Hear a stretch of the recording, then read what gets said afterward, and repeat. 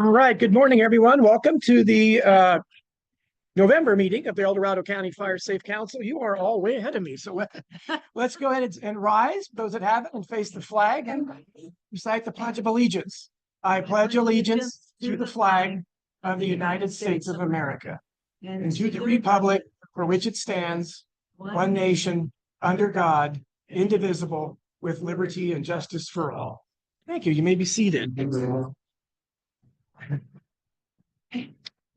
Well, good morning, and again, welcome everyone, and hopefully we'll get home later today before the big bomb cyclone hits and we all get windy and blown away. So, From the remote. all right, thank you. More technology that Paul is sharing with me. So. He does know your challenge, though. He does, yes. I think that's why he does it. All right, so let's start off with, first of all, make sure, again, as always, signing in at the back. For those board of directors, make sure you get on the roster so you get credit for being here and you'll be able to win the bonus prize, be eligible at the end of the year. More responsible. And yes, just be, that means we'll give you something to do. So item 4, consent calendar. Again, we have both the meeting agenda for today and the board minutes from the October meeting on consent calendar. Any questions, comments on the consent calendar? Looking, seeing, hearing none.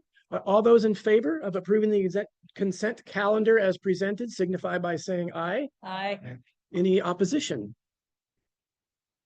All right, consent calendar approved as presented. Thank you. So with that, we're going to just dive right into new business, strategic planning task group update. As folks remember, we all had homework from the last meeting to review a number of items, and then Paul was going to bring those items back and present today based on the feedback received. So with that, I am going to take a second here to get his PowerPoint uploaded or up and running.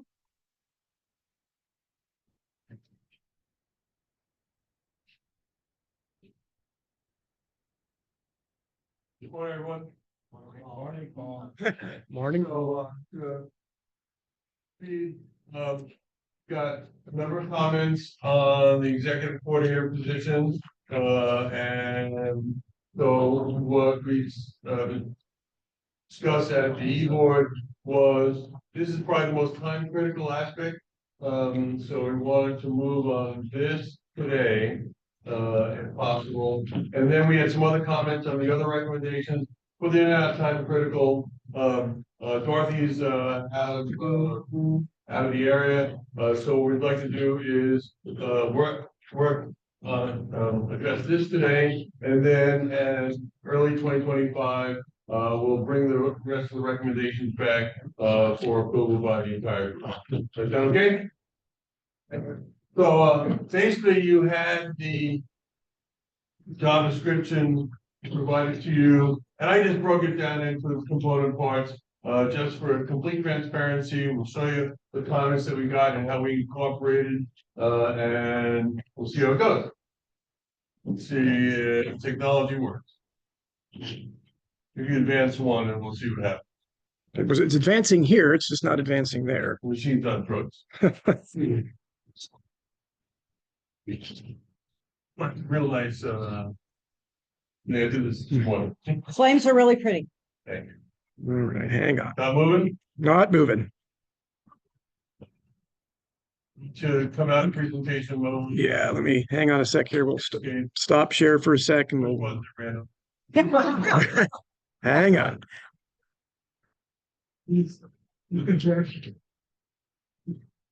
Probably that first like that the kid made, whatever. Make you crazy. Trying to get the. See, it also. You'll get it. You will get it. I'm just glad it's not something I do. Yeah, you know you There you did. go. Got it. And I just got to go back to sharing. Well, we're sharing them.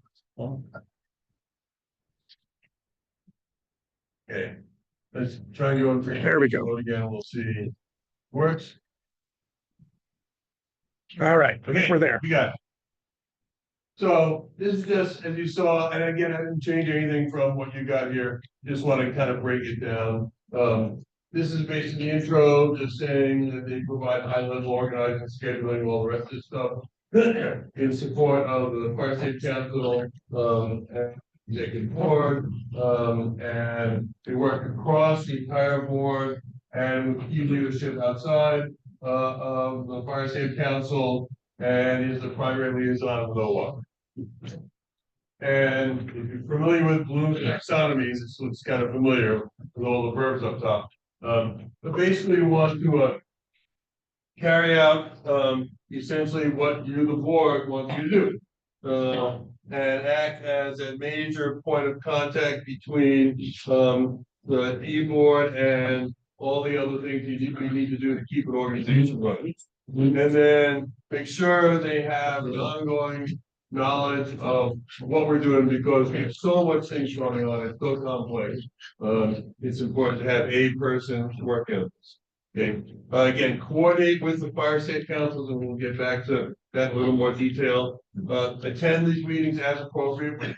Over 30 associate Fire Safety Council, it's really unreasonable to have them attend all the meetings. But in my mind, they would at least show up at least once or twice a year to the meetings. But to go to to attend meetings as appropriate for the fire safety, the associate councils, and then to represent these the organization at the county fair and all the other things where we set up booths and just need a representative, and then to support the fire safety councils in here. We added these, talking about managing things like things that you generally don't see but are important to take care of, such as the insurance policy, the banking info, just working with the bank and getting people their checks and things like that. Then to assist those people who need new fire safety councils, generally the secretary, in this case, Angel Jillian would be doing that, but this is really to support those folks who are trying to create their own fire safety councils on a day-to-day basis, maintain all the different places we need to be, participate in the e-board meetings, and then again, a lot of the administrivia, they say like produce info by transcribing, formatting, inputting, all the rest of that stuff that just needs to get done to make an organization that's increasingly complex to make things happen. And research and routing correspondence, things come in, we want to make sure they end up in the right place. Sometimes things may come in to us, but really need to go to OWOPR. Sometimes things come in to the County Fire Safety Council, needs to get out to an Associate Fire Safety Council, stuff like that. Again, the administrivia of e-board, and then working on the budgets, which again are increasingly complex. Develop the budgets and report to the board. And then the idea is to give them a certain amount of leeway, up to X amount of dollars, to pay bills on their own. And then we just, ensure that we have a little QA/QC in here. Prepare that monthly report, which again, as time goes on, just gets more and more complex. Oversee the financial audits to keep us on the straight and narrow. Maintain our file records and all the other things that we need to maintain. Each of these grant requirements require us to maintain records for 3, 5, 7, 27,000 years, whatever it might be. And then annual renewal. Again, a lot of stuff that just is administrative that needs to be taken care of. The council, the insurance, and all the things that we need to do. And then to provide staffing for the e-board, for the meetings, oversee the work of other staff, ensure that stuff that needs to be kept confidential is kept confidential. We like to respect people's privacy. And then develop and implement comprehensive public communications in collaboration with training committee and outreach education, and then maintain a working knowledge of all current and planned education and outreach activities. And that's it. So I went through it fairly quickly. You had it in your, in your packet. Any questions, comments, or thoughts? Alice.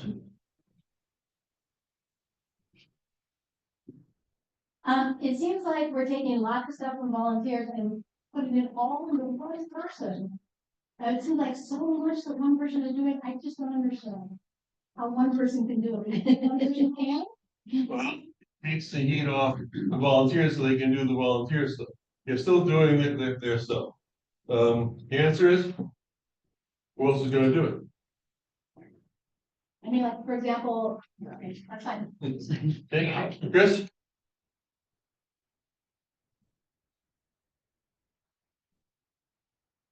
Let me say it a different way. So I've done this work for years, retired from being a manager, understand I'm hired. And I look at this and I say to myself, this is more than one person can handle.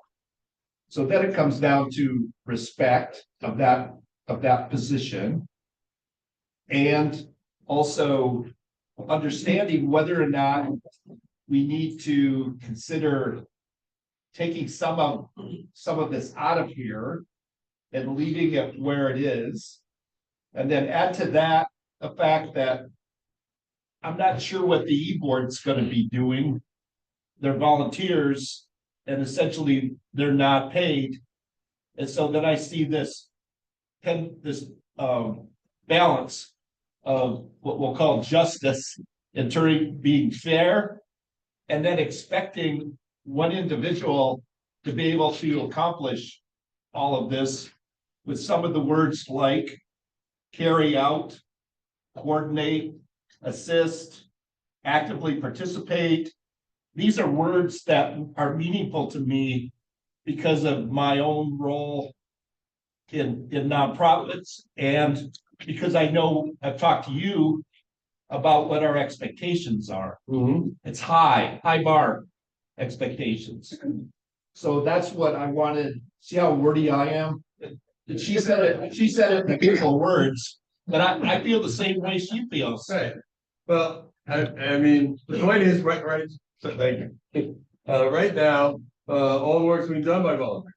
So the idea is, to take a good deal of the burden off of the volunteers so they can do the things that volunteers do. So the associate fire safety councils can do what they need to do, rather than spending a lot of time working with Oakmont Bank and all the rest of that stuff. And it is a lot of things. But right now, all those things are being done by volunteers. We also have, our program and staff working on this, and it just seemed like a good first step. You're right, it's a lot of stuff. When it required us to look at all the things we do, well, we do a lot of stuff, and a lot of stuff is in the background, right?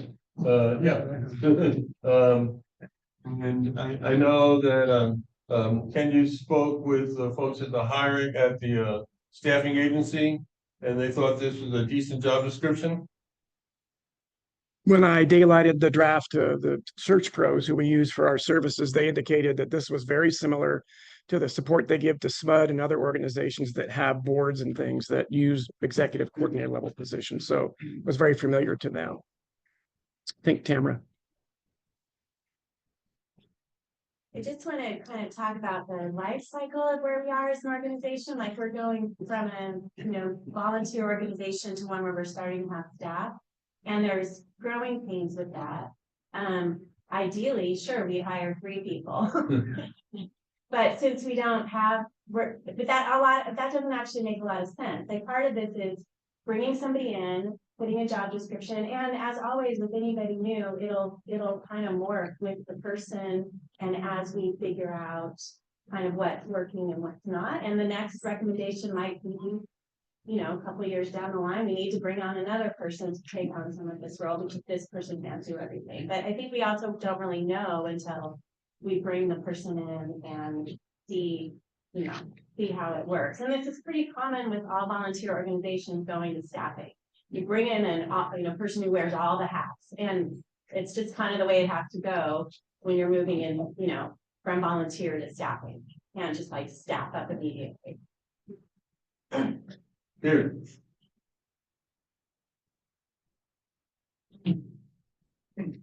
First of all, I do support where you're headed with this, Paul. And secondly, the question that is on everyone's mind. If we store our files for 27,000 years, will we get carbon credits? We'll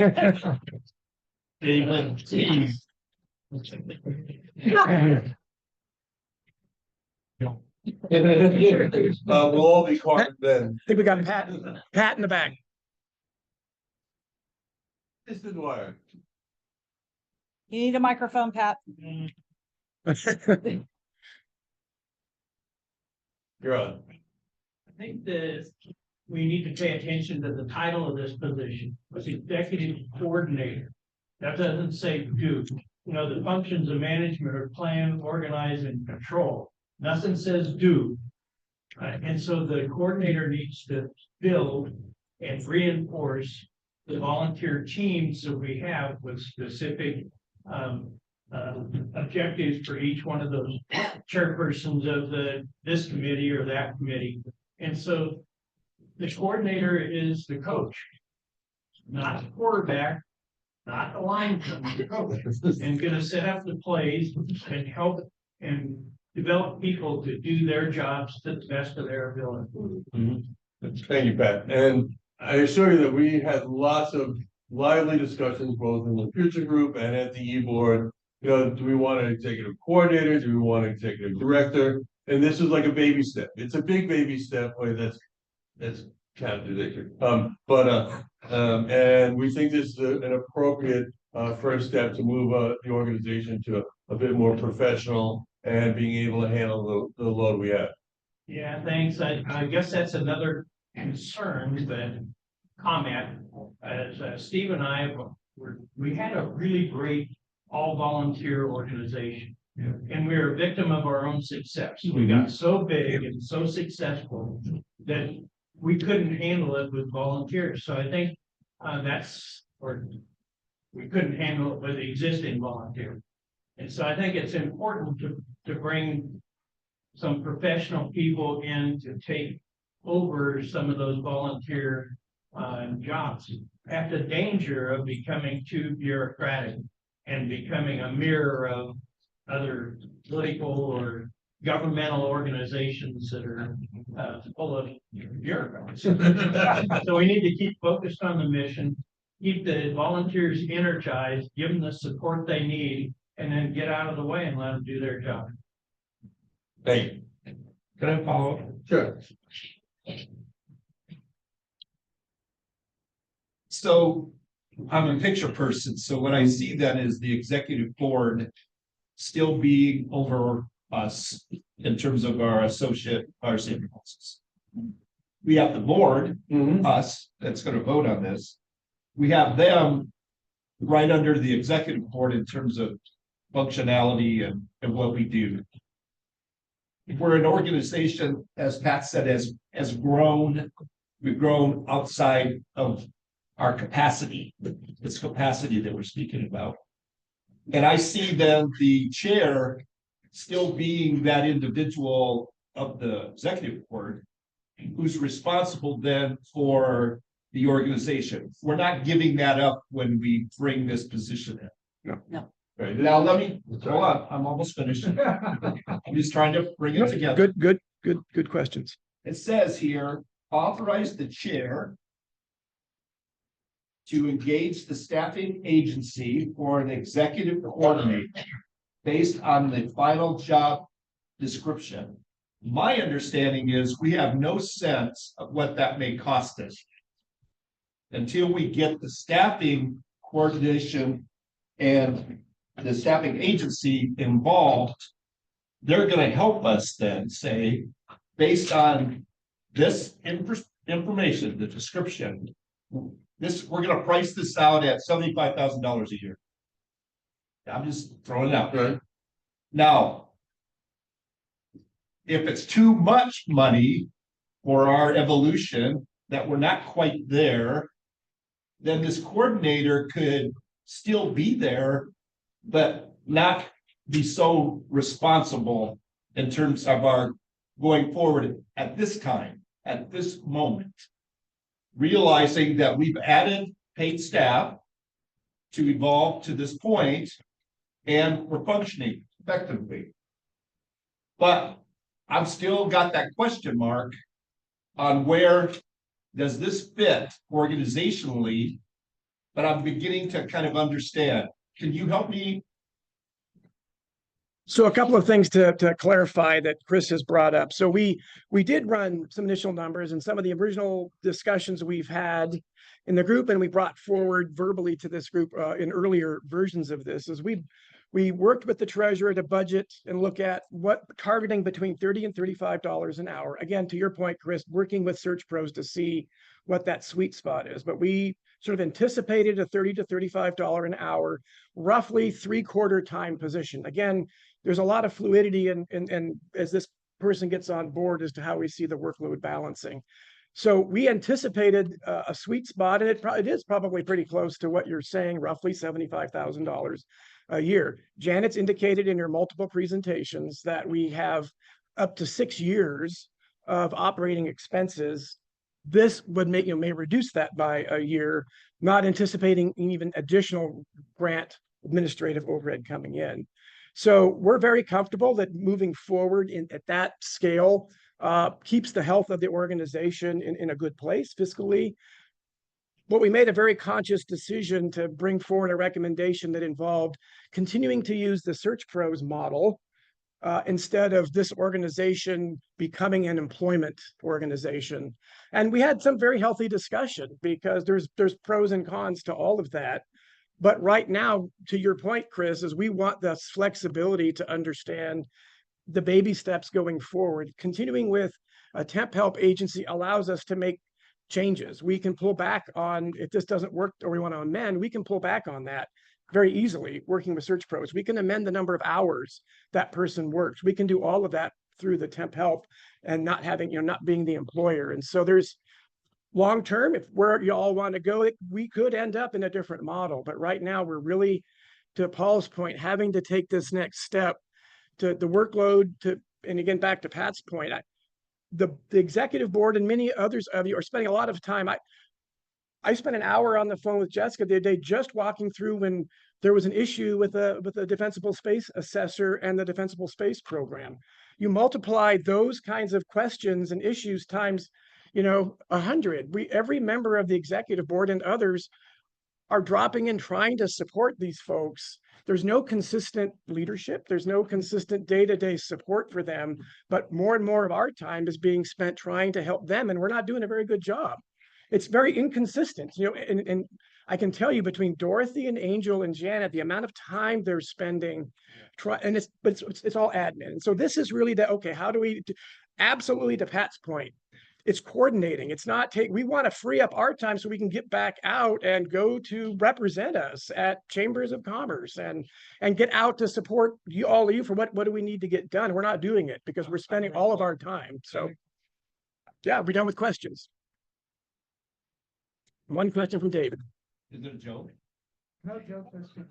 Well, so I'm just doing the math, and 2,000 hours times 30 is 60,000 times 3/4 is 45,000. So that's about the budget. But is there an additional amount for the agency over and above that? Correct. Yes. Yeah. So that gets us closer to 60,000. Correct. 60 to 75, yeah. 60 to 75 with Yeah. the agency. Yeah. rate. Correct. Thank you. I am going to support this. All right. Back to you, Chris. I hear a motion. So following the agenda, my motion is to authorize the chair. Yeah. To engage the staffing agency, which we already have on board, for an executive coordinator. The executive coordinator, based on the final job description that includes the red edition of using the final job description. That's my motion. Right. Is there a second? Second. Second from Angel. Any questions? All those in favor of supporting the motion presented by Chris and seconded by Angel signify by saying aye. Aye. Any opposition? What? Want to break it up here? Okay. I'm just curious. So on a serious note, I'm hearing full support. I'm not hearing or seeing any opposition. Okay, the motion carries as presented. And I think goes to the strategic planning task Yep. group. yes, Who put this all together over pretty much this whole year. yes. We've been working towards today. Yes, and including the comments from last meeting that, and Dorothy couldn't be here today, but she took all of those comments back. Reconfigured that with the futuring group and with the e-board and brought those forward. And this was reflected today. So thank you. And I do want to point out the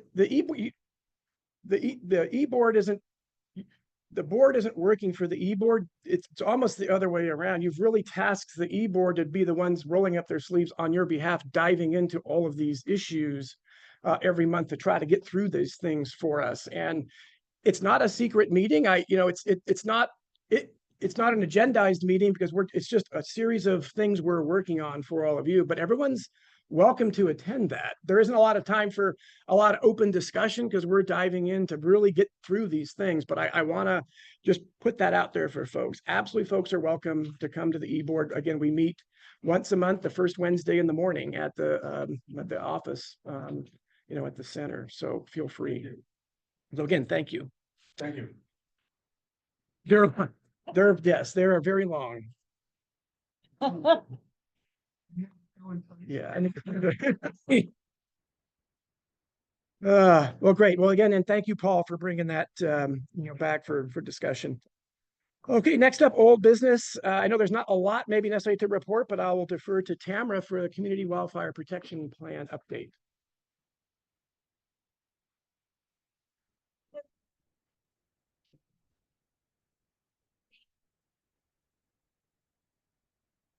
Into the do you have any questions, Rob?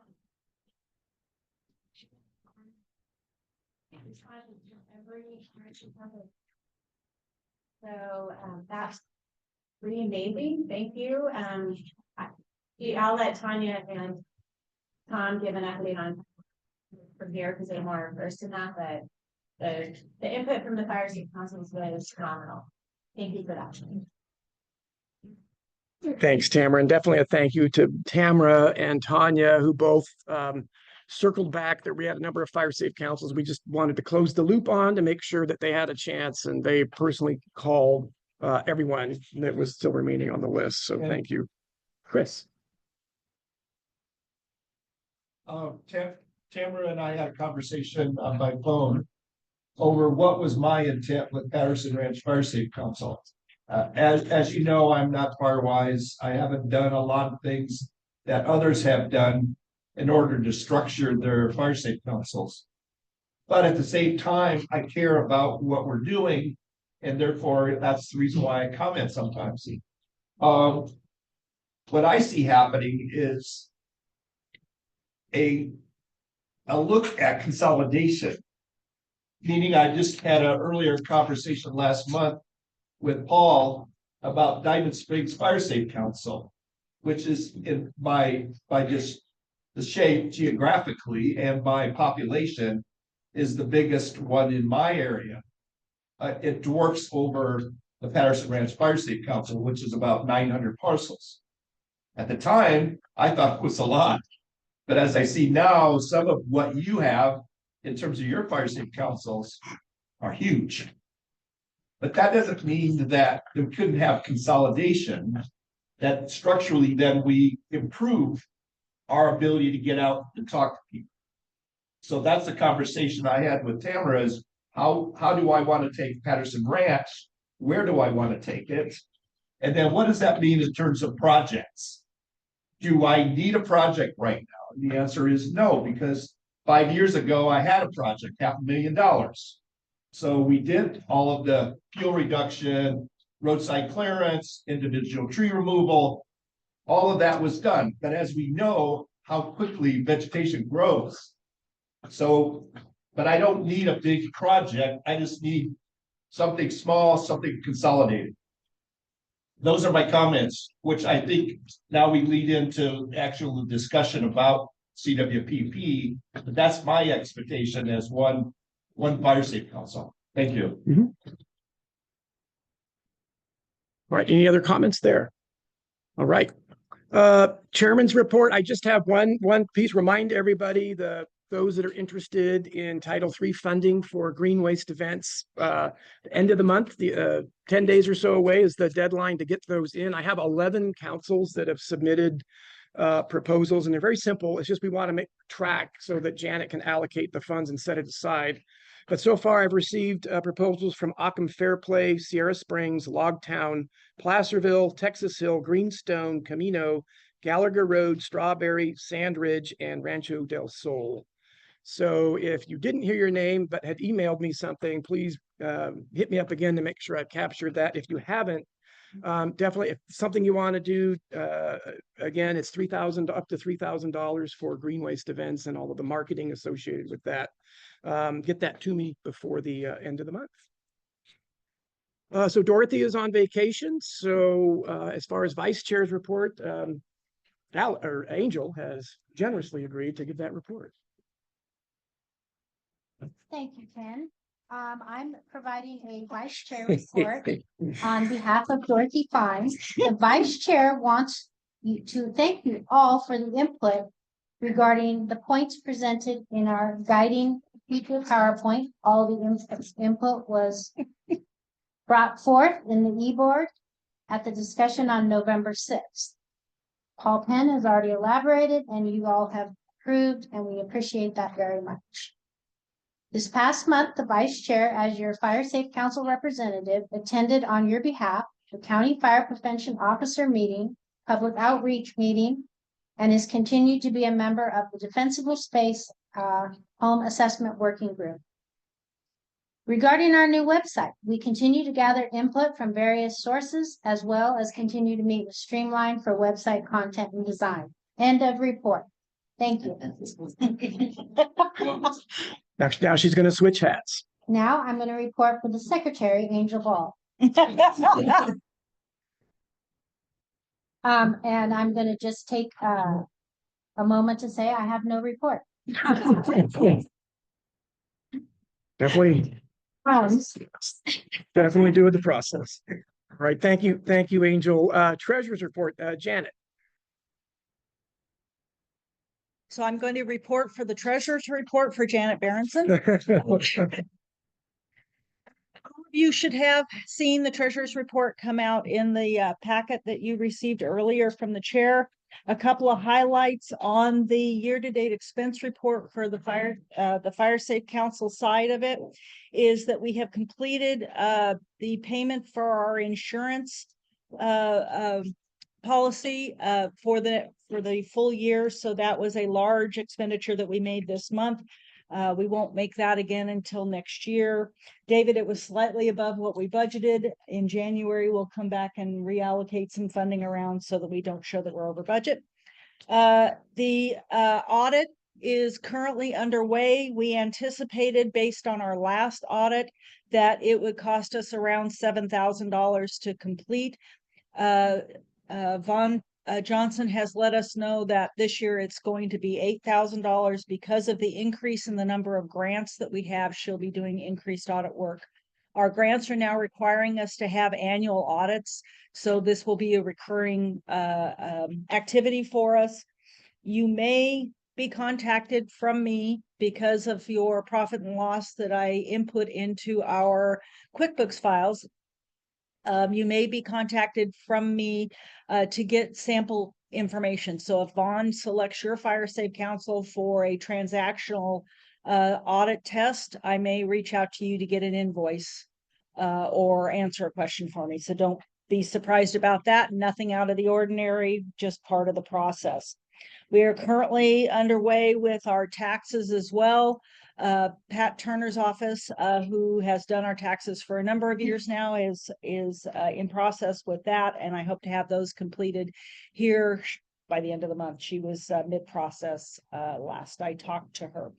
On the grant page, you'll see that we added our new grants that we received from CAL FIRE. We did receive $25,000 from Stevens Authority for chipping in advance. So we will be beginning to use our Stevens Authority chipping funds. I have talked with Mark from the RCD, who anticipates that he's going to close out the 2020 year Stevens Authority here pretty quickly. That grant, he's got most of that work complete and will be sending me bills for all of that. The 2022 grant is still in its infancy stage for the Stevens Authority. Other than that, I think that's all I have to report, other than when going back to the executive coordinator position. When I started this job in 2022, my first month, we spent $33,000. I spent $403,000 last month. Wow. So it takes a significant amount of time that this will be helpful to have this other position to do some of the ancillary things. So we are a big business. I hate to tell you folks that, but we are a big business right now. We have a lot of expenditures. David.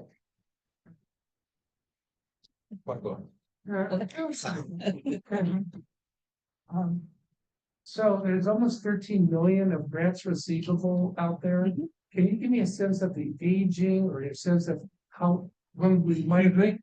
Oh. We can't talk about age, David. That is a protected class. No, so we do have a large amount of receivables. We do not, I bill as we expend. So as these grants are, as I receive invoices from the RCD, then I bill the federal government, get the money, pay the RCD. So it all depends on when the work of these grants occurs. I have advances in with the federal government on the chipping. With CAL FIRE, I have advances for hazard tree and chipping. I have and the PG&E sent us all of their money. The one other sent us all of their money. We have a lot of Title III funds in advance, but most of these are on a reimbursable basis. So as the work occurs, they've granted us the amount, but most of them will not give the full amount up front. They only give it to us as we expend it. Federal government, the Forest Service, the chipping grant they only would allow for a 1 month advance. CAL FIRE allows for a 4 to 6 month advance. So to the extent that I do advances, that's what I'm doing. Questions? Cameron. Oh, sorry. Two of the two largest grants, the contracts have been awarded, so those should start getting paid out, over the next 12 to 24 months as the work's done. Spanish Flat. Spanish Flat and South Dakota. So the work will be starting soon on both of those. So that's like half, but. And those grants are all go through 2026. So it'll be occurring over the next couple of years. Our new hazardous tree grant from CAL FIRE goes through 2030. So that was a milestone that we have a grant that's going to go into the next decade. So I haven't heard about the D-Space grant, whether I haven't seen the term date for the new D-Space grant, but our grants are extended out there into the future. So coming back to the fiscal sponsor fee, we'll be having fiscal sponsor fees coming in at least for the next 6 years. That's great. I think what I sense, your job is big, huge. But without Tamara, it wouldn't be possible. Correct. Meaning, we don't have a volunteer now, we have a paid employee in an employment. She's a paid person. A paid person who goes out and gets our grants and does our grant report. So some of the things that you kind of generally on a financial perspective are responsible for, you have to turn to her to keep track of all of that. You could not keep track of what monies can be expended at what time and all of that responsibility that she may have in terms of her spreadsheet. Or do you have a spreadsheet that says that you can tell what grants can have advances or not have advances over what period of time? And do you see where I'm going with your responsibility? I'm trying to understand that you have to work together with her. We do work together, but as far as the advances, she does all of the reporting of the activity. I do all of the advance work. managing the funds, making sure funds are available, requesting reimbursements, processing invoices, paying the vendors, and working with our bookkeeper. So anything that has a dollar sign attached to it is on this side. Anything getting the money and reporting how we spent it is on that side. We don't pay you, right? Nope. And I'm Don't want to sell it. and I'm spending a significant, I'll be honest, I mean, I have invoices. At one invoice will take me between a half an hour to an hour to Oh. process because I'm split funding it. It takes a significant amount of time, and Yep. $400,000 is a lot of time for my side. So I am super happy Yeah, because I'm looking forward to having somebody to share the load with. the coordinator. Mhm. Okay, gotcha. All right, we got a question online, Paul Gilchrist. And there's one back here. Okay, we'll go to Paul, then we'll go back here. Hi, Thank Paul. you. Hi, Janet. Follow up on the aging. Are there any grants that have a use it or lose it by time frame with it? Yes, all of the grants, you'll see the grant end date, listed where I have them. The grants that are coming up, shortly with a use it or lose it deadline is the Fire Safe Council, Defensible Space Grant. We will probably not use all of that, primarily because of their lack of ability to reimburse us for costs. They've been unable to get the funds to pay us back for the work that we're doing. So that grant is going to close out. I'm trying to maximize it at this point, knowing that ultimately we're going to get paid, but we're using our funds right now for those costs. The next one that comes up is the chipping grant for CAL FIRE, expires in March, and I'm trying to maximize that one out as well. Okay, thank you. You're welcome. Question over here. I had the same question, so I needed. Any other questions? Happy to answer. Random, working on the monitor issue here, but all right, any other questions for the treasurer's report? All right, all those in favor of approving the treasurer's report as presented signify by saying aye.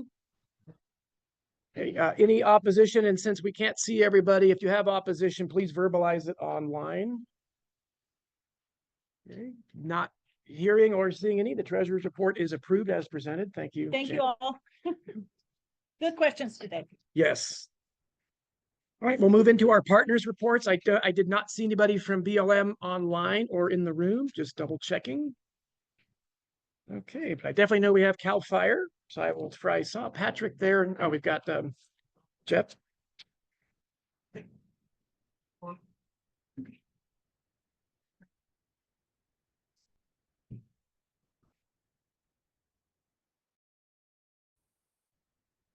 Next, work with fire safe councils, RCDs, all the local cooperators to kind of give us an idea of where we should be most efficient for the project, where they should be going, and help with that collaboration piece of like project coordination. So pilot program, really excited about just get used to it. We had our initial training yesterday, and so more to come with that. This is the last fire safe council for the year, correct? That's correct. Cool. For yes.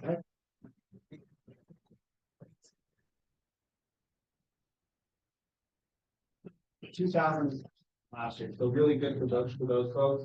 Engine companies, 78 for a grand total in June of 7,204. Really good numbers that we've got this year over past year. So really excited, really proud of my team to get that done this year. We're gonna have some layoffs this year. That's very common for us. We try to keep them on for the summer months. So beginning of December, we'll be laying them off for about 3 months. We'll all coming back on board again here in the early spring. December 15th is our projected end of fire season. That's subject to change, but that's just all it does. Doesn't really need much. It's for you. It's just kind of change funding thing and how we go about staffing. We do have burning is open right now. Well, it's not open burning. Burn permits are required. The burn permit is burnpermits.fire.ca.gov. That's all I have. I know fairly boilerplate, but are there any questions? Goal of the unit 7,202. That includes Alpine, Amador, Eldorado. Awesome. Thank you, Jeff. Next up, Office of Wildfire Preparedness and Resilience, Tom and Tanya.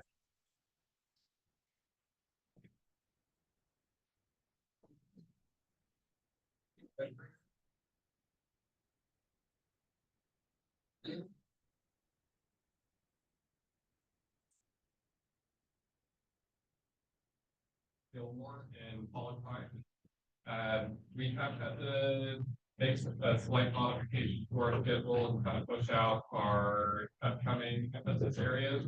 So we're now looking at January, possibly early February to start taking 6 days.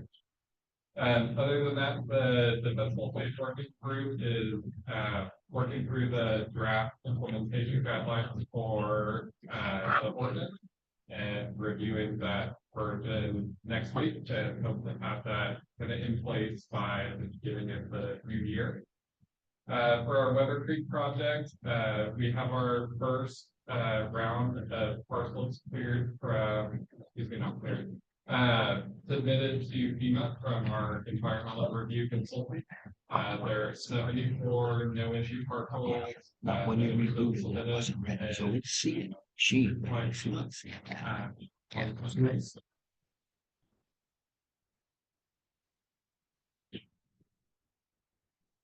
Springtime, early summer, you can get out there and start to get that with all those. On that, not like that, but in the meantime, Jenny has been really busy kind of playing the competition and getting things in place. We're going out to our construction manager here in the coming weeks. Bring that company on board, really start helping out with everything in place for the project.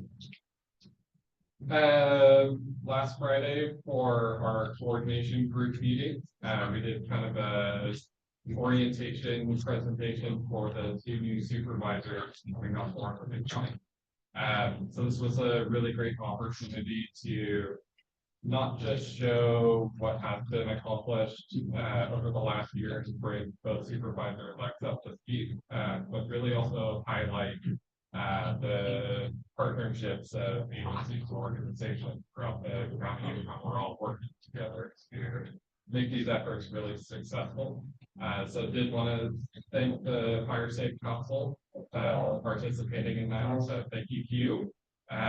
So thank you all for everything that you do to kind of make this a successful effort. I appreciate it. On December 10th, reminder, giving a presentation to our board of supervisors. That's kind of the inaugural update for our office staff. Very similar presentation that we gave last Friday, but just kind of again highlighting accomplishments, all the work that's been done, and using it as an opportunity to kind of like showcase all of these collective efforts. So that presentation is at 9 a.m. on December 10th. I encourage you all to attend if you can. So I'll turn it over to Fabian.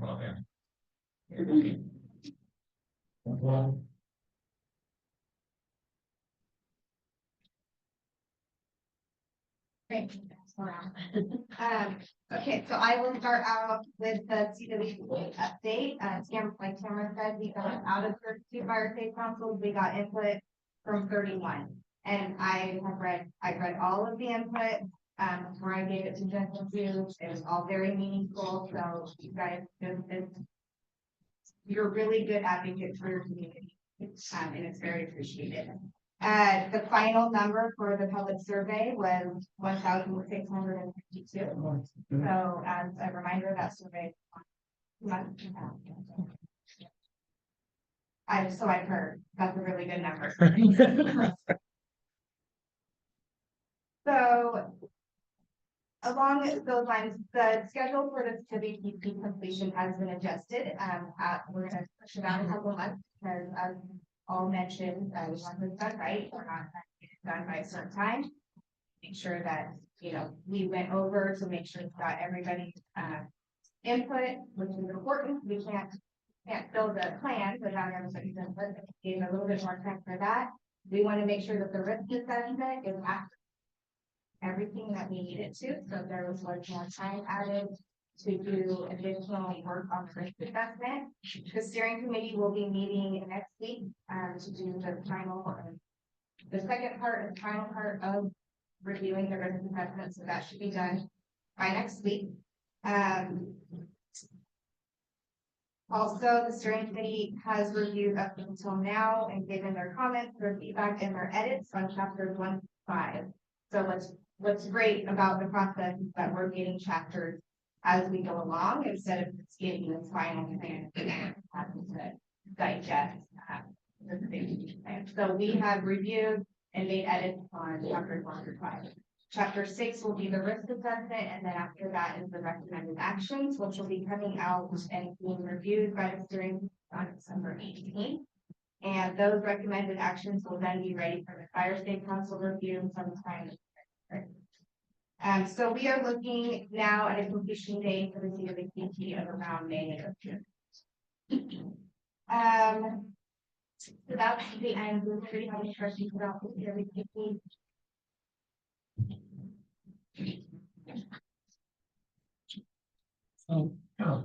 So in the last few days, I got the insurance commissioners report where they're going in terms of insurance.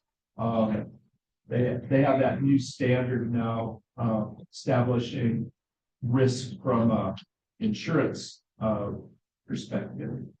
Have you been keeping up with that to make sure that folds into what we're going to be producing on the broader CWP level? Just in case. Okay, we do have that risk section.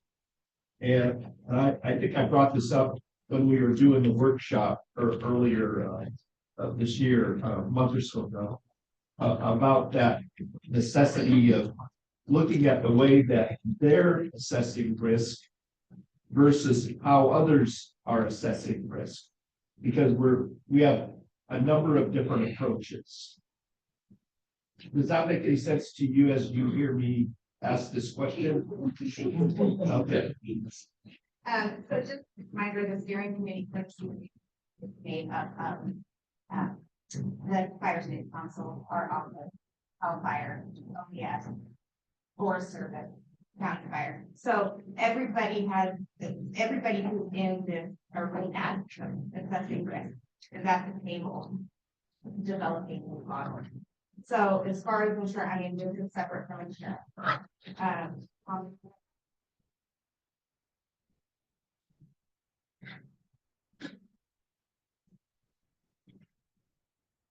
Risk. EWP.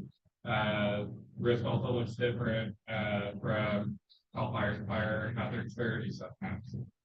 Hazard versus risk, involve different types of things. CWPP isn't meant to address the insurance dilemma and challenges like that, but it's really a roadmap going forward, how we reduce our risk in the county. Will that translate to insurance reductions and possibly fold into the new risk strategy potentially at some point? But that's really not what the plan is meant to do, like in the immediate future. And then the risk criteria and modeling the insurance agencies are kind of thing, is pretty much proprietary. So we don't have access to that built into your farms. As a follow-up, because I'm an old guy, I've been around a long time. So I've been a board of supervisors historian and recognize we've had other CWPPs that have gone to our board of supervisors. We've talked about it, they're periodic and they're important. This question of insurance comes down to the general plan and the safety element. So you know, because I know you know, I've talked to you, how that general plan perspective is part of what creates the CWPP efforts on this periodic basis. I just want to make sure as a taxpayer of this county that the money we're expending actually gets us the greatest return And this one piece that I just brought up, that kind of still is hanging out there, this one that you tried to explain to me, I understand everything you're saying. I'm just worried that we might be missing something by not having a section of the risk related to this insurance question and the way that is specifically evaluating using their own standards. That's what bothers me the most. It's not a question of what you said, it's more of a question of a broader perspective. Thank you for your time. Yeah, and so we have a lot to talk about today, and we've had lots of opportunities to have these discussions, and we will continue. You're always welcome to bring those questions to OWOPR, bring it to the group, but I don't want to get into the details of that today because we've got a lot to talk about. So I'd like to turn it back over to Tanya to finish her report. Okay.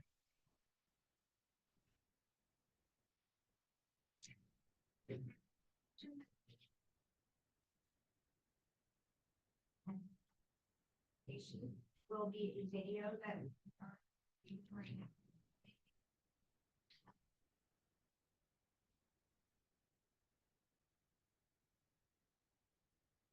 it featured E. Thomas,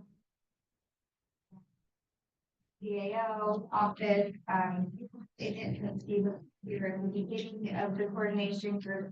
So we have representatives from all members of the coordination, almost all members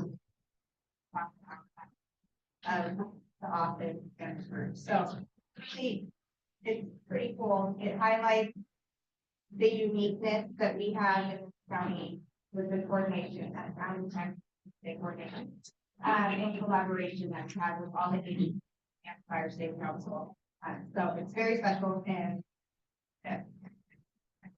the last thing is that there hasn't been a lot of mention of this before, but we are part of a public outreach committee. Our office leads it. It is comprised of a representative from our office, the county, which is part of RCB, the Transportation Commission, Lake Valley Fire, City of South Lake Tahoe Fire, ODS, Cal Fire, Forest Service, Fire Station.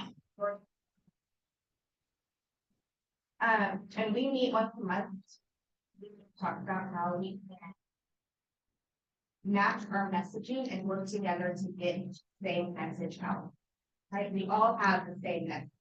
And so how do we do the most effective way to get the message out is to do it together? And so we're figuring, we talk about ways to do that, whether it be online or whether it be out in the public events. We are working on attending events together as a group rather than having things jointed, between all of those agencies that I listed. It's just really a strength of number of things to get the message out. So we are working hard on that. On the Fire State Council side, we have Dorothy and Alice that come to that, and oftentimes too also. For example, we just kind of show, share with each other what we've got going as far as public outreach. Alice recently shared the banner that she wants to put up for Fire State Council, and the group responded with shared comments about what they thought, how they thought it. So anyway, moving forward, that's how we are going to, for this next year, that's how we're going to be doing outreaches as a group, not just Fire State. Be out in the community and getting it done. And that is all from me.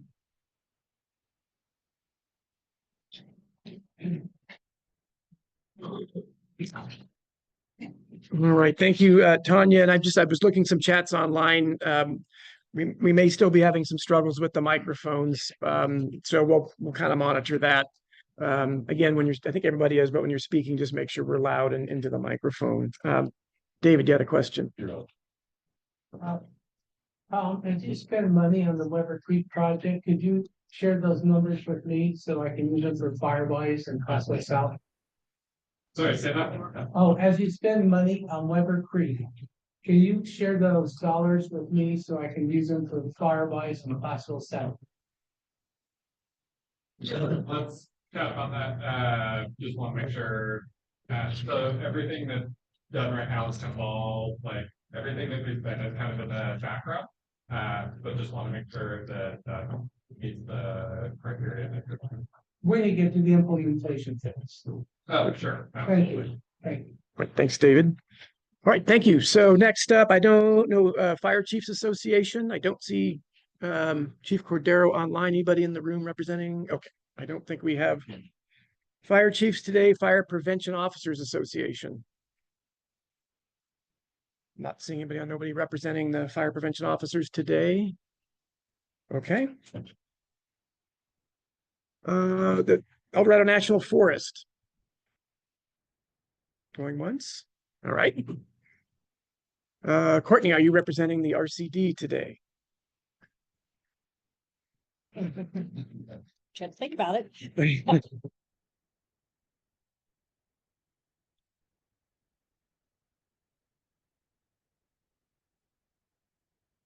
Fire resiliency strategy. That should be. No, it's No. you're gonna have to in the room. You'll have to. The microphones don't help us in the room, so we have to project so everybody can hear. There we go. We're working on trying to fix that.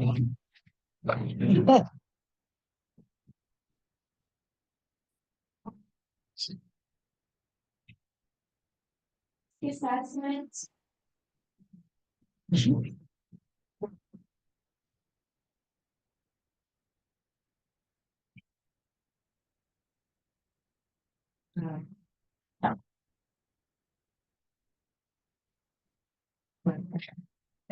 Incorporated into the plan. And then, just wanted to remind everyone that, which is the consultant for RC, is, moving to consult with that campus. There is a clear meeting scheduled for November 9th.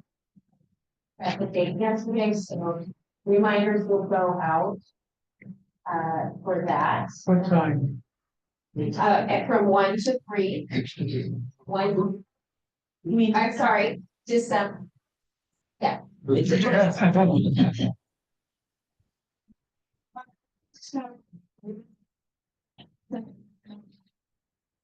And then there will be they'll present the draft and propose language.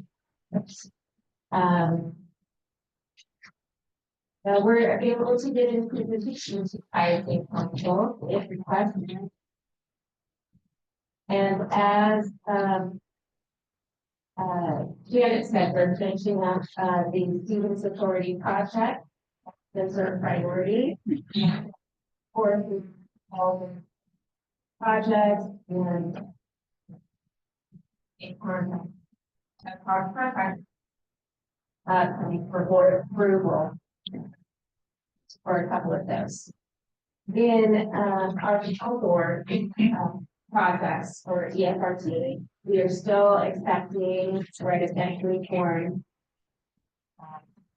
to work in those areas. We have a hazardous tree mitigation project in the cabin tracks on I-50. Those have been good thus far, and we're hoping to I think we'll do some additional funding that includes our work that is yet to be seen. And also Calcom with a start date or resume date of December 12th or December 2nd with the contractor. The Marshall Road project they began work on Monday. And then Spanish class, we are the art survey and all surveys that was completed as the contractor.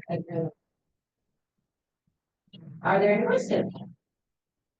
A question.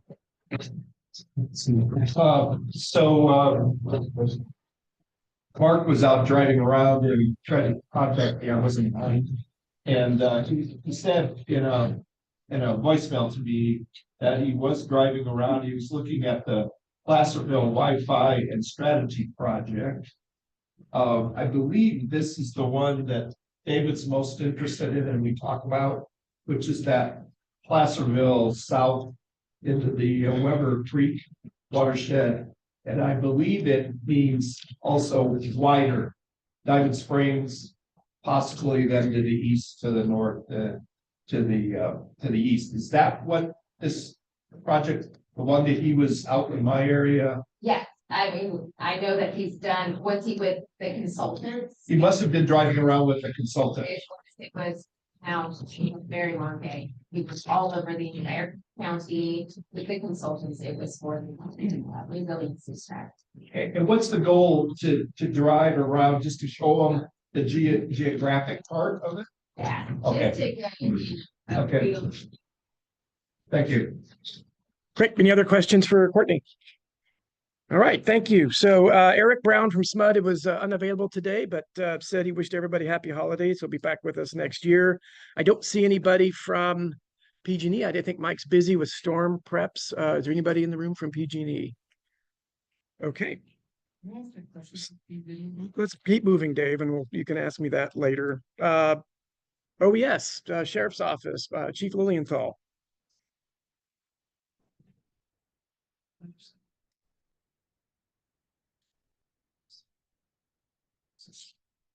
We're monitoring that between the fire agencies, and while we have a sandbag station stood up at Station 85, Nova, Station 89, Cameron One, we're looking at an alternative site. We're watching the weather. We're on the very south end of what the expected moisture pattern is, but as you all know, that can change on any given day or that pattern. So we're monitoring that. We recommend that you check the drains, make sure you're ready for a substantial amount of rainfall.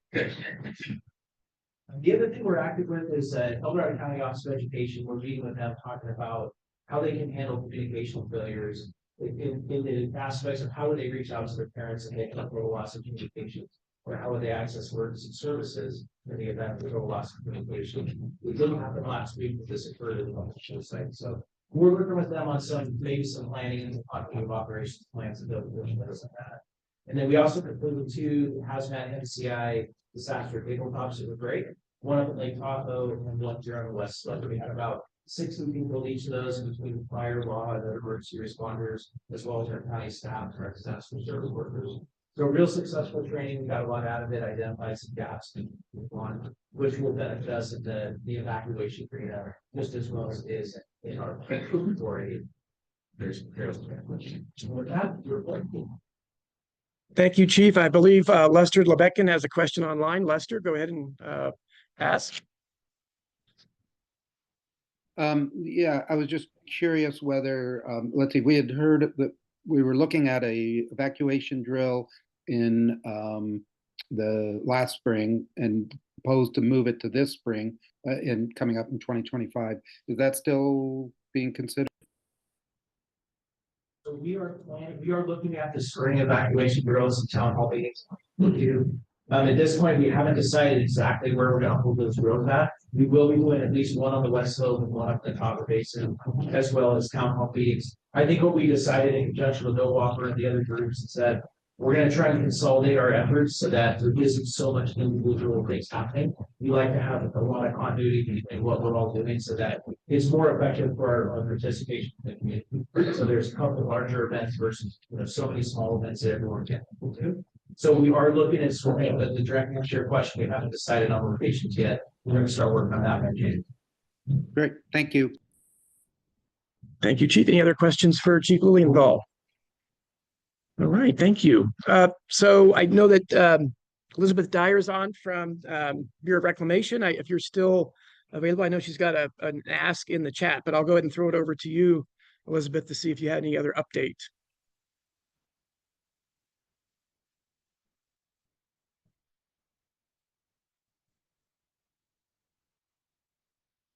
Are you there?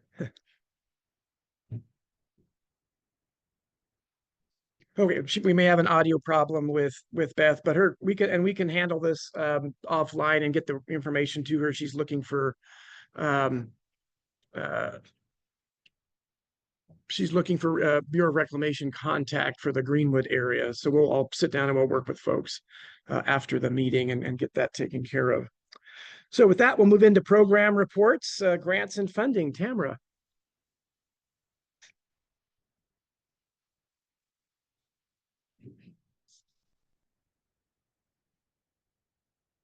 So the outreach and education grant from the California Fire Safety Council, we requested the advance, but we haven't received the funds yet.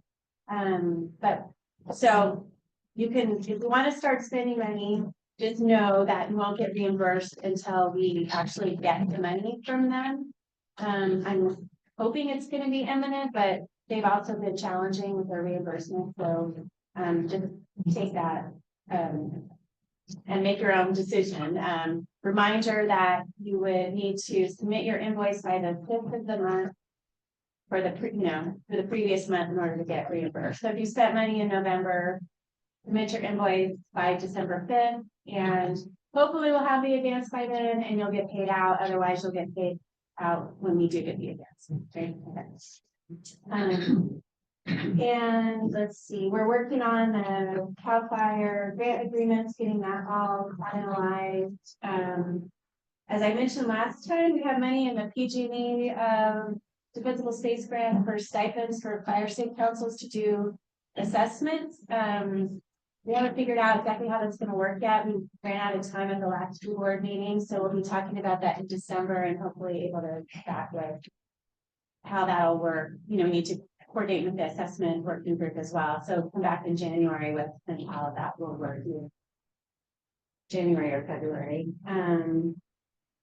What else do I have? We submitted a grant proposal to a funder, AIM Coco, to partially fund the executive coordinator position. They would fund half of it. It's a one-to-one match. So if we get that, obviously that would be great. So we should know that it's a two-stage process. We submit a concept paper. If they like it, we submit a full proposal in December, and then the grant will begin in February. So we'll see. October was report month. Always fun. And just Amen. Just to give you an idea about how some of these reports are, we have a grant from the Air Quality Management District for the chipping program. And they won't fund the whole western slope. It's only, so there's some areas that are excluded, and I'm not exactly sure why. It has something to do with maybe they don't have air quality issues. I don't know. It's just outside of the bound. Is that they have boundaries, and so we have to go through every single invoice, make sure it's in their boundary. We're matching it with CAL FIRE funding, so we have to parcel out all the the funding for each invoice. And we have to, report on each invoice by the spreadsheet by every single address and attach photos from every single job to each of the invoices. It is hours and hours and hours between me, Jessica, and Janet. So just to give you an idea about how much time some of the grant administration take. That's the worst one, but 500 photos. 500 photos. So anyway, that's a fun one. But they're all pretty tedious. You have to have invoices for every single expense. You have to have backup invoices that you produce, and every single thing you report on has to be attached to an invoice. So it's a lot of work. So when we're talking about expanding our capacity, that's what else do I have? And then just a reminder, after this meeting at 1:00, we'll be having a potential projects grants meeting. It's an opportunity for us all to come together, talk about what projects you're thinking about, and strategize about how we might want to apply in the next CAL FIRE grant. There's probably the Community Wildfire Defense Grant application will be opening around the same time. So there's a few different opportunities that are coming up really shortly, but also there may be some other ones that are coming up, sort of before the CWP is ready. So I think we want to just get all on the same page, know kind of where we're wanting to put projects on the ground or where we still need to do planning, and then figure out a kind of a strategy for the next few months about how we're going to apply for funding to support this project. That way we're not missing some grant cycles while we're waiting for the CWP to finalize. That would be a shame. So if you have a project in mind, or you want to do some planning for a project, please stay for the meeting. If you can't stay for the meeting, please call me or email me and we can have a conversation about your project. Any questions? Yeah.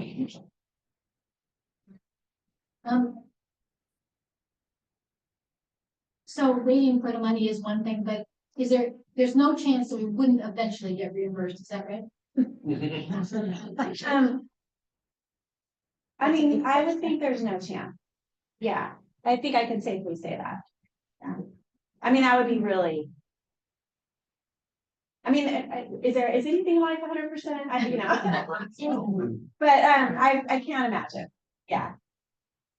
And there's one additional piece that SMUD has reached out to us and they would like to renew our MOU that Ernie started in 2021. So they'll be providing over 3 years, $60,000 to the Defensible Space Assistance Program. So we're in the process, that's okay. We're in the process of renewing that agreement with them. So we'll get $20,000 a year. So great. Yeah, a ton going on. Thank you, Tamara, all that.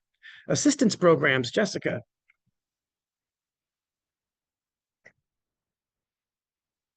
Good morning, everyone.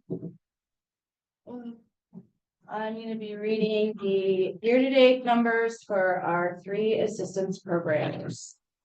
Starting with the chipping program, this year we have completed 611 jobs, cleared 991 acres, chipped 107,476 cubic yards, and we've spent $277,170. For defensible space, we evaluated 228 new parcels. We've cleared 225. The average cost per parcel is $1,260.08. The total cost spent is $289,198.06. We've served 66 veterans, 202 seniors, 56 low-income personnel, and 65 disabled residents. And for hazardous tree, we have assessed 148 parcels, completed 189, identified 381 new trees, cut 461 trees.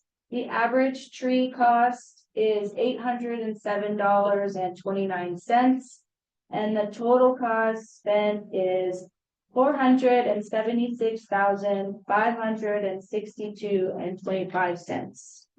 Any questions? Wow. Okay, thank you. Thanks, Jessica. Yes, definitely lots happening there. Okay, next up, I believe this is a joint presentation between Hugh and Elizabeth on the training committee. Thanks, Ken. Just briefly, an announcement for those of you that are planning to take the training class next year. So we're going to have a class in April. We also are going to have a class in May. The dates that I reserved this hall, the only dates I could get to reserve it, so Wednesdays and Thursday, is April 16th and 17th, and May 21st and 22nd. So in January, I'll be putting together a meeting of the trainers for that. We'll sit down, talk about it, and I'll be sending a notice out to folks to sign up. Also, those people that signed up last year, I still have all that information. I'll be notifying you of that, and you'll get a chance to see if you still are interested in taking that class, or if something's come up, or maybe you want one of the other ones. Those are the dates for that. And that's all I was going to say about that at this time. And I want to turn it over to Elizabeth, the advisory committee that's been working with the training committee to roll up and handle the responses to your survey that we sent out. Elizabeth can handle that. So Elizabeth. Yeah, so we mainly been focusing on getting the supporting documentation organized and ready for the assessors so that they are fully supported in the field. We have finalized the assessment form. really, like, no more, we found a few little typos, so we're on version 6, we have finalized that form. We are finalizing a list of supporting documents that people might need that are very circumstantial, like, what is the Colorado County, oak tree ordinance, can I trim my trees? So things that have come up that we want to make sure we have vetted support documents for assessors so they can go out with confidence in the public and have answers to common questions. So we've got those put together. And we'll work on one other little supporting document there, but all of this is going to go before eBoard on the 4th. And hopefully, once they are comfortable with where we are on the program, we can then roll this out to everybody. So we're just asking for a little more patience. We're hoping to have this out to you by end of the year or first of next year. Yeah. And always, if you run into issues, questions, thoughts, when you're out in the field doing an assessment, please forward them to us, and we can use those as bases for ongoing trainings. We are also hoping to maybe via Zoom or other things do ongoing trainings for the already trained assessors. Constantly running across head scratchers in the field, and we want to make sure that everybody's on the same page with problems as we come up. Send me an email, and try to collect all those and get answers. Thanks, Elizabeth. Questions for Hugh or Elizabeth? And again, thank you for a lot of patience there working through a lot of moving parts to make that program work, and thank the entire group that's been working on that. Outreach and education, Alice. So, first of all, I just want to thank, we did have, our last event was Fall in the Gardening, which was after last meeting, and so we had one here for Jim, from Sandridge, from Oak Hill. So thank you guys for doing that. Let's see, for the trailer, which is why I was asking, it's got a $2,000 trailer. Oh, we're really good for your first. We have picked out a trailer we want to buy for the Martin, starting to do some design, and Jason is helping with some of the contractors that have been giving us some advice, make sure we don't make something that's too heavy for the trailer. Let's see, one thing I've been thinking about, I'm trying to get some ideas, some innovative ideas for getting outreach out next year, and one of them is possibly a content fair for kids. Having to do first started on defensible space, and so easy and obvious. If anybody is interested, a couple of us are going to start getting together more regularly after doing education. And if you're interested, I don't think it's a committee, I think it's a working group. But if you're interested in joining me on that, please should let me know. I'm especially if you're interested in participating in and trying to get some kind of a share contest going. And then lastly, the Foothill Fire Flush, I thought it would be out by now, but it's not quite, but it will be out. I don't want to put that right for Thanksgiving now, so it'll be the first week of December. Thank you. Thank you, Alice. Angel, governance and new council formation.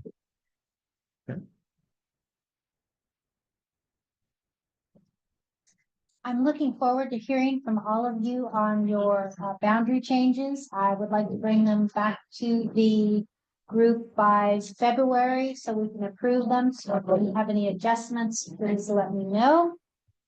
And that's all I have. Thank you. Thank you, Angel.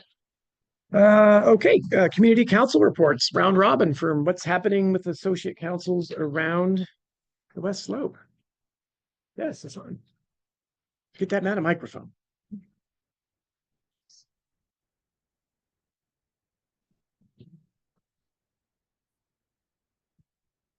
Hi, Hassan from Sierra Springs. And just a quick update.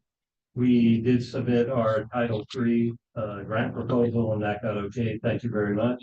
And then we also submitted our, it's not directly having to do with the Fire State Council, but we submitted our renewal for the Firewise community. And so we had a very interesting discussion because we have homeowners or residents just outside of our community wanting to know if they could join our our Firewise community. And so one of the major points of discussion was the cost. Because if we expand our Firewise community designation, after a certain point, then we're gonna incur more costs. And the determination we came to was that, well, we're probably not gonna do that unless a community or a group of houses or residents really commits to being actively involved with our efforts of assessments or evaluations and the other activities that we do to further our designation as a Firewise community. And besides that, the road concerns and access concerns looks like they're going to build up in the summer. I read an article in the newspaper that they're finally going to shut down the Newtown Road Bridge. So yeah, so the puzzle about getting around is going to get even more complicated. Thank you. Others? Alice? I'm aware of, and this is maybe for the general, when one fire safe council has an area around it, isn't a fire safe council at all, but no, that's what office was doing. And I'm curious, in our situation, we butt up against other fire safe councils in several directions. We have some people who identify more with our council because of relatives, family members, whatever. Is there anything about stealing people from others? No.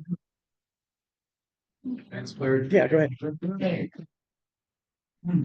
Angel. Probably not stealing is the best word, but I will tell you there are several fire safe councils in this room that have worked those relationships together to their success. So I would say I'm happy to discuss it with you and also the neighboring fire safe councils, because you want them engaged, and volunteers are very difficult to find, and they're even harder to keep. So I would say to you that if there is somebody that is, interested in becoming a part of another fire safe council and they can bring you all of those resources, it may be for the health of the whole organization the right thing to do. So just talk about it. So yes, and I'm happy to help with that. Thanks, Angel. David.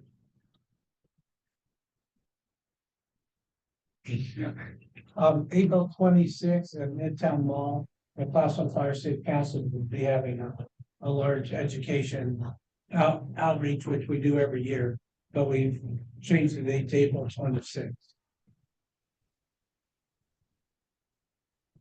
Yes, back here. We'll come back to that. Sorry. Stretchers.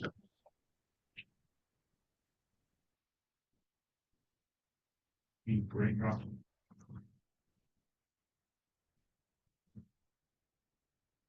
Yeah. They need Pell Grant from the Greenways area. Yellow bag and contact them. We did that. On Saturday. Wow. But one of the things. Awesome. No, great story. Okay, Pat. Hey, Pat, I think your light's on. Yeah. I know it's technology. Yeah.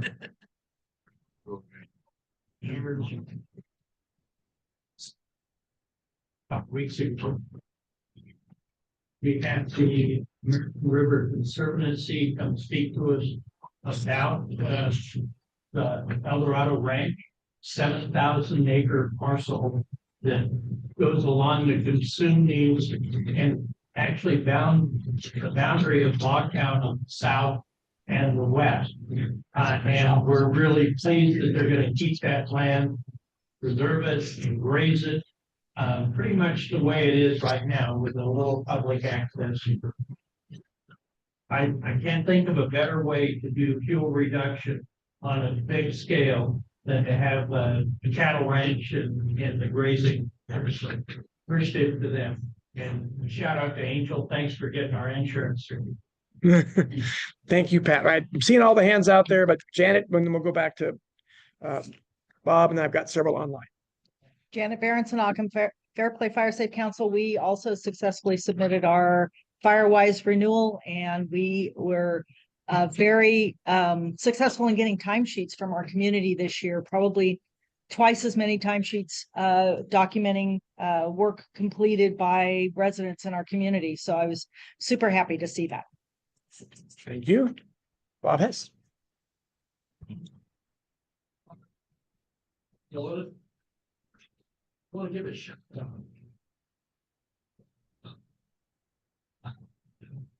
Their hot dog social. I was really impressed. I'm looking for great ideas, and they really got it down. So that was great. Hopefully we could talk to them.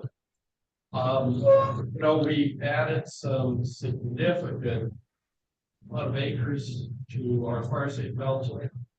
And as a result, I may have mentioned before, we had a decentralized treating each neighborhood as if they really have a voice. So I've recruited new board members, and what I'm referring to is the Springvale area, which is a huge area, Piscataway.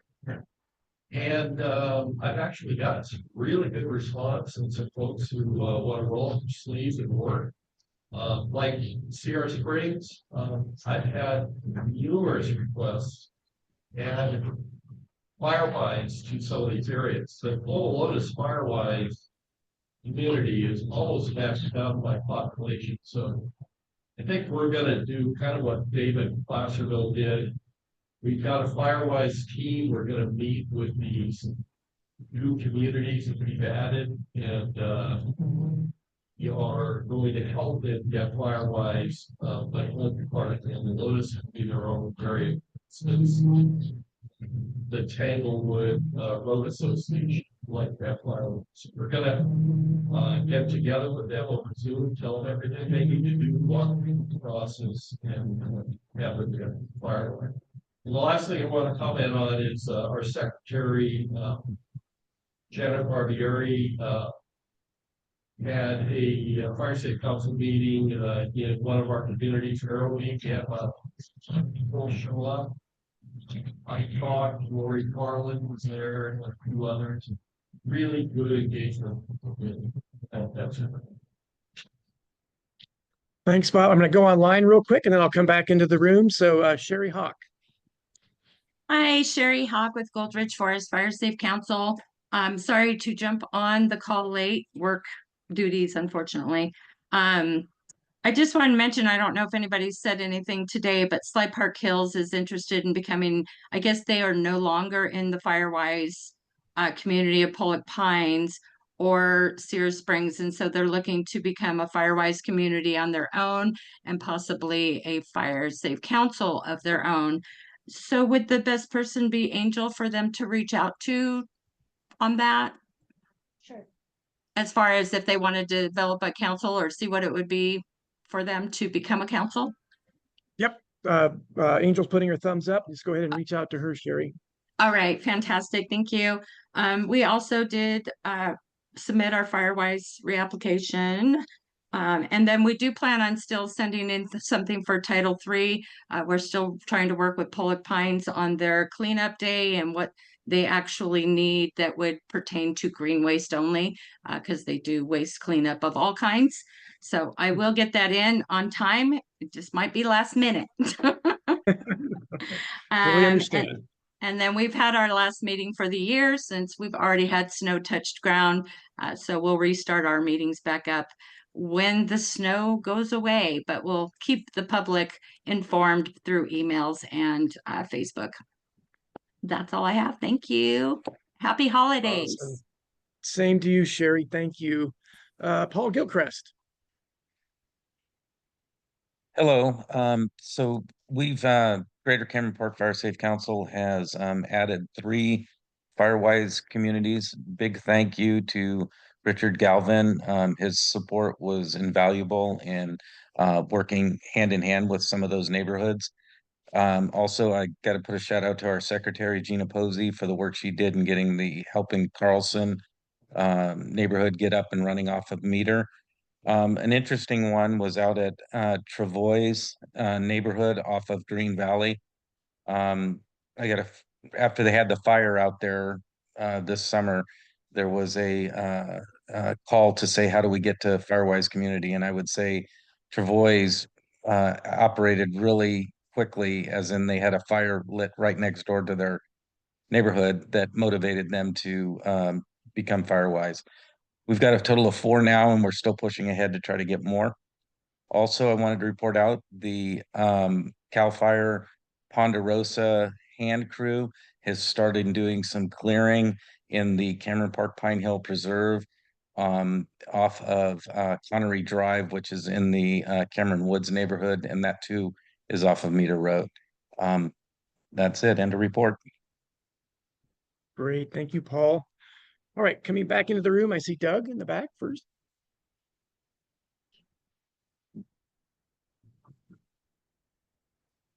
I have to speak up, Doug.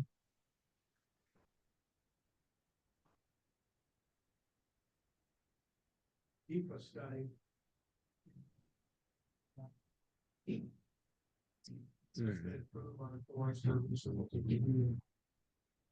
they gone out and looked at part of the. And so our partners will shovel in and we have a lot of process that I can force those. Correct, Jason, gives some other presentation projects. Look at the reservoir. So there's a time for housing out.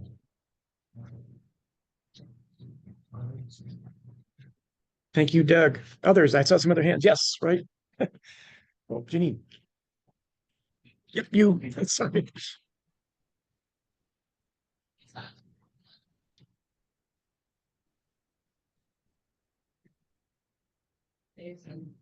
Thank you very much.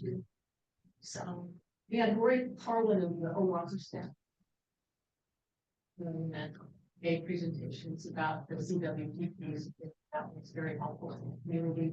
We wanted to see if we could get more information from Lori about what she knows about insurance, but it was kind of changing as we walk. I will be going home today and pushing the button on the Firewise annual renewal. We did a survey in Greenstone, and we only got 20% of the homeowners, so it's really just what I need. So I'm going to have to do some education and outreach to people to have them respond. I mean, these surveys take all 5 minutes, and so we didn't get the response we wanted, so we're going to work on that.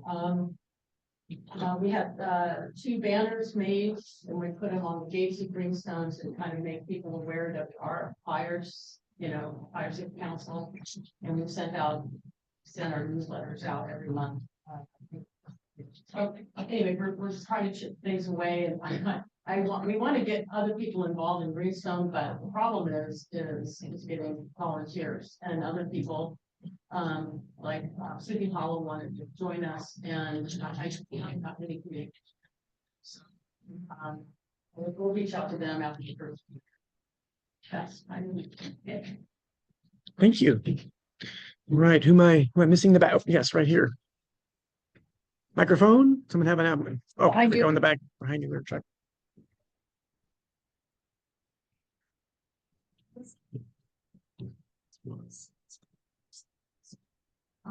Quantitative Short and Ryan Nuttall, they spoke at our meeting last month about insurance and defensible space, and we also worked on our CWPP information and had a pretty good turnout. I would like to have more, but the people were very engaged that were doing.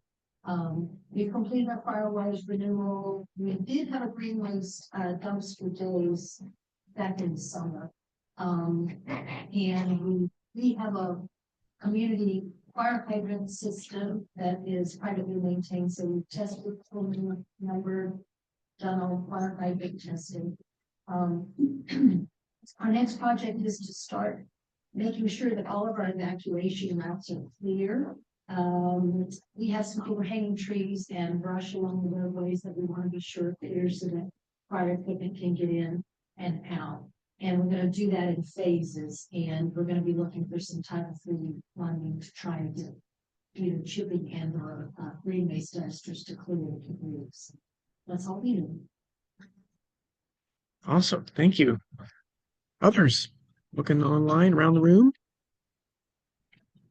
Okay, a lot going on, and I just commend everybody on the Firewise renewal. I know it's that time of year, but there's an amazing number of communities that are working on that. Okay, public comment. Anything not already covered through the public comment period? Yes, Ms. On.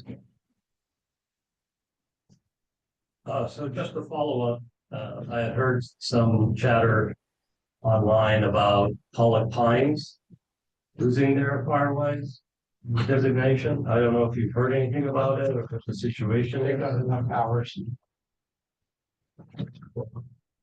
Mark on the Grizzly Flats. I was also following this on social media, and Heather posted that suddenly at last minute they got a ton of hours and it looks like they'll be able to. Oh, great. Okay.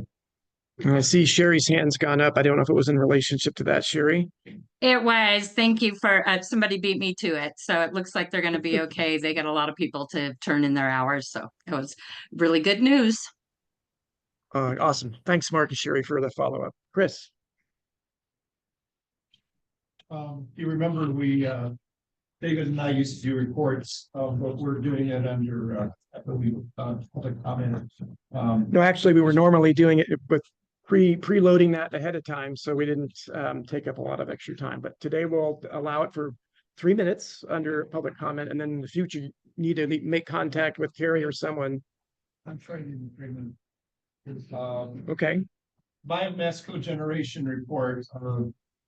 Essentially, I've spoken about this before. Back to July, the county got a USDA Rural Business Development Grant of $75,000 to create a bioeconomy development opportunity zone rating, which they call BDO. That rating then establishes whether businesses want to invest in the particular area. My area of interest today is Camino, Strawberry, and Garden Valley. On the BDO for Camino, the contract was signed. The consultant's working now on the report that gets you the ratings. So that'll take another 6 months or so. That's where we are there.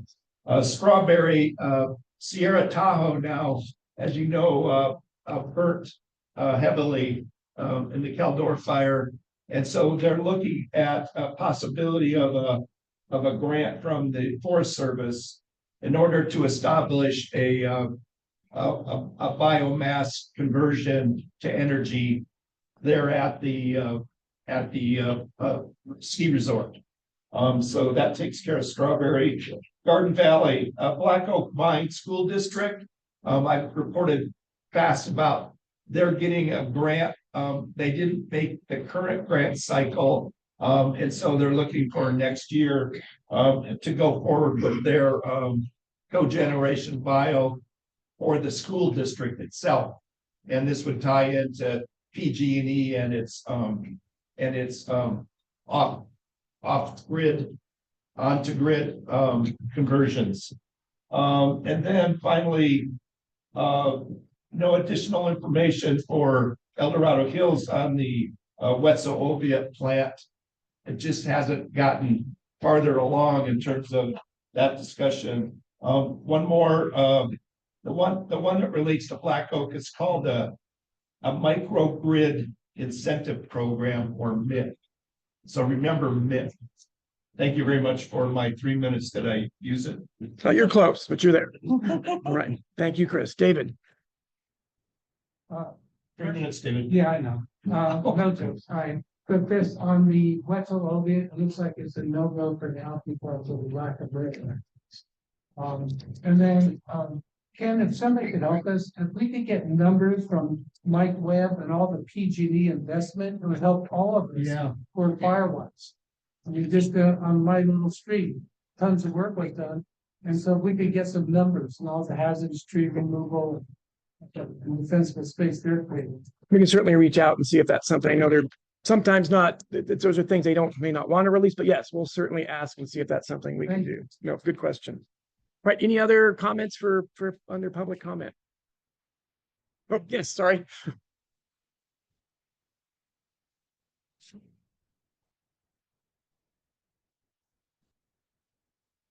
Hi, my name is Todd White, I'm a longtime community member. I'm here on behalf of State Senator Maria Bill today. I want to thank David Zelinski for his good familiar face in the room. State Senator is very passionate about wildfire prevention and homeowners insurance related issues. If you have any other questions, state related questions in regards to like EDD or any other specific questions, please let me know. Our office is in the town center in Eldorado Hills. I provided Angel my contact information, and I know David Zelinski and Chris Lee very well, so don't blame them on me or.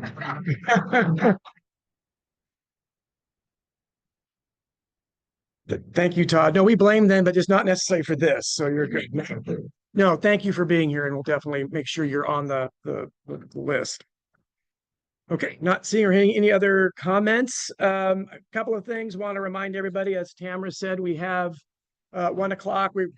Because as Tanya said, the CWP is really in that review and draft preparation phase. There isn't a lot new to work on this month or next month. So we are, instead of having a CWP meeting at 1, Tamara, as she said, is going to host the grants discussion. And I would encourage everyone to participate and show. It's really going to be, I think, a good dialogue based on all the discussions we've been having with where we're at with the CWP and the projects out there and the grant opportunities coming up. So that's at 1 o'clock here. And as heard, the executive board is meeting in December. We are backlogged with lots of things to work on and get through. So the e-board will be meeting in December, but as usual, we are dark for the board meeting. So there'll be no regular board meeting in December. We'll meet again on January 15th. So obviously happy holidays. Hope everyone gets a chance to slow down the pace a little bit through Thanksgiving and Christmas. But I just today would like to adjourn in honor of Supervisor Hydall. He's been very, very supportive of lots of things we know in the county, but certainly understood this mission and the things that we are passionate about in the Fire Safe Council. So just adjourn thinking of him as we go forward. So thank you all. End of meeting.